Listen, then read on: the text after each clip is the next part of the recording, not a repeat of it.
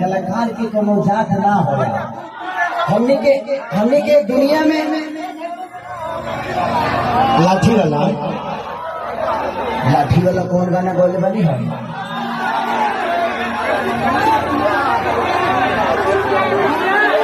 कि जादो जी के झंडा पहरा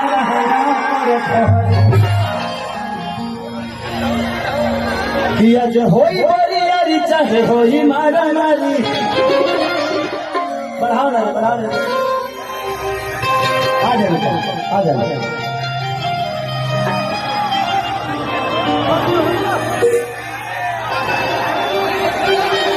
और बहुत अच्छे कलाकार भी आई हैं यहाँ पे। भारती जी हैं, ये रूपा जी हैं और उधर माही मनीषा जी भी हैं। माही मनीषा को आप जानते भी होंगे, इनके बहुत सारे गाने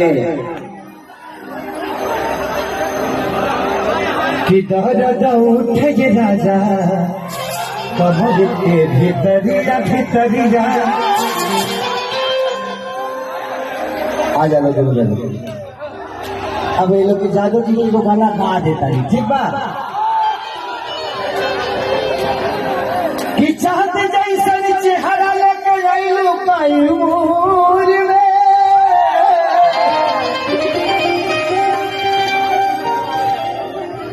लहंगा लसरा जाई ये जानता हर धूर में।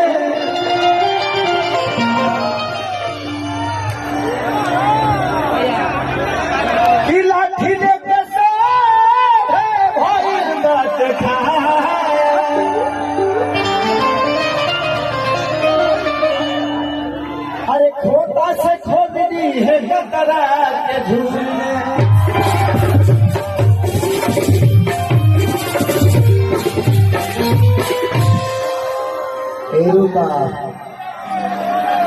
लागत कि लॉकडाउन तोरे के ढेर सहले बा।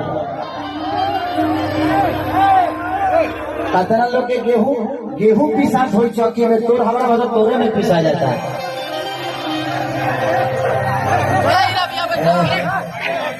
जगदेव लाठी उधर मैंने तू लाठिया लेके तबे मुझे कि तू आई होगा। बड़ी छो ना रे बना रे।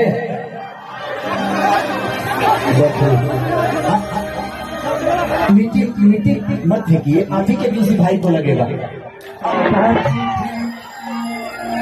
अरे हम नाचे बिनी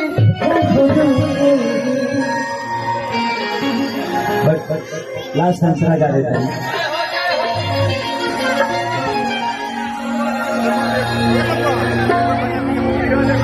कि बबुआ के सारी जाए हरी रहुरा दुआरी।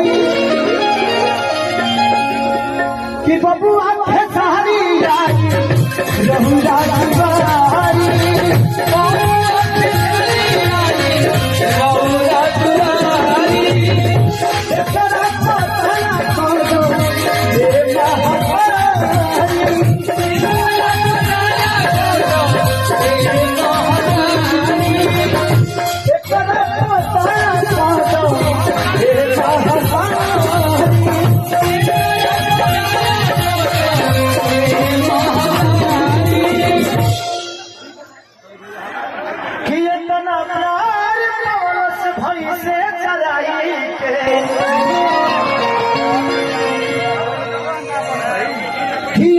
प्यार पवन से भाई से